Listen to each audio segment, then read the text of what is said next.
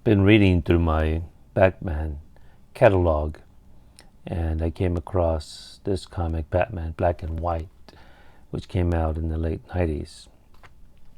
This is the first issue, covered by Jim Lee. It has top artists and writers on the book. Here we have Jose Munoz with a story by Archie Goodwin, the great Howard Chaykin, Joe Kubert,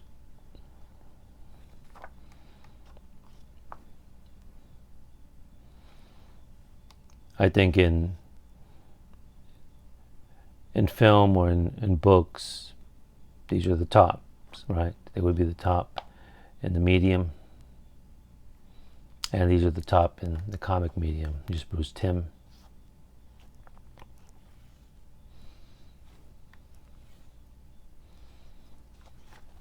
And here we have Mobius.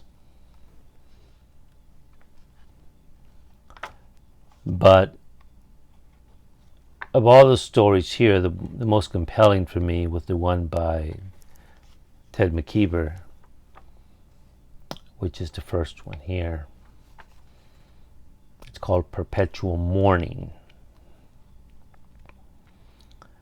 And it's something about Bruce Wayne, Batman, that maybe I took for granted, but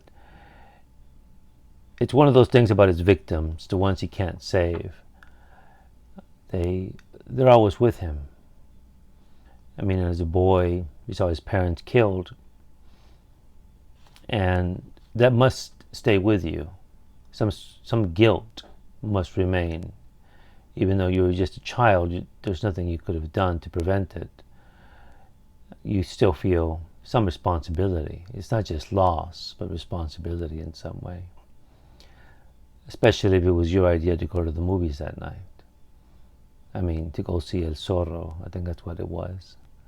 I don't think it's anything the parents would want to see. It's not a children's, it's not an adult film, it's a children's film. McKeever here achieves something quite wonderful in his writing and in the artwork, and you see these two dancers there. And I'll read to you some of the dialogue from here, from the beginning to the end. And here you have the morgue, and you have the victim, and you have Batman, and he's talking. He says, "Tell me, dear soul, is it true that we live only in a dream, at a dizzying speed, and then move on to leave a space for others for whom we must leave a clean place setting? I know you can't answer these questions, but you're welcome anyway. Come in here, the banquet. Share this dance."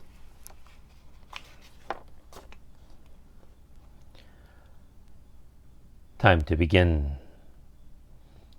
He notices her body, the damage done to her.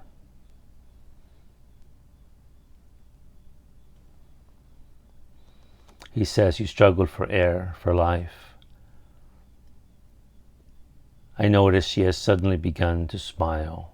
For a brief moment, I think she's trying to erase my pain, my remorse for seeing her like this.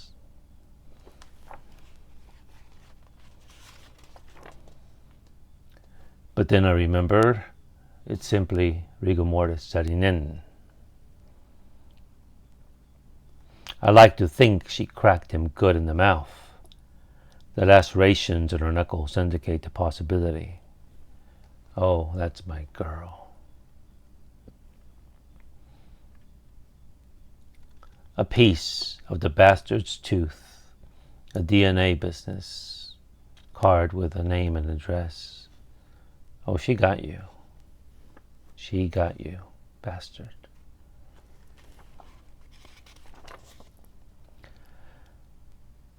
There's still one left thing to do, for you to do. You've allowed me to step inside your circle. allowed me to search your body for answers. Now let me reach into your soul. I need your name. So he goes to the diner where she was last seen.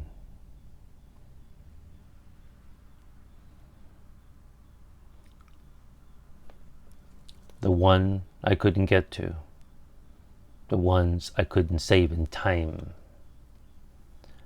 Those are the ones I carry around inside of me. Those are the ones I'll mourn forever. Excuse me, do any of you know this woman? That's Chelsea. She comes to me all the time. Sits in the same booth, the same time, reads the same book. What was the title? She only left here only a couple of... Dear girl.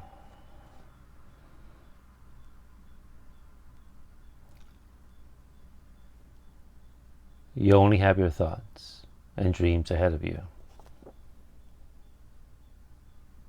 You're someone. You mean something. I'll remember. You're within me now. Forever. Chelsea. Perpetual Mourning by McKeever. Batman, black and white. Thank you for viewing.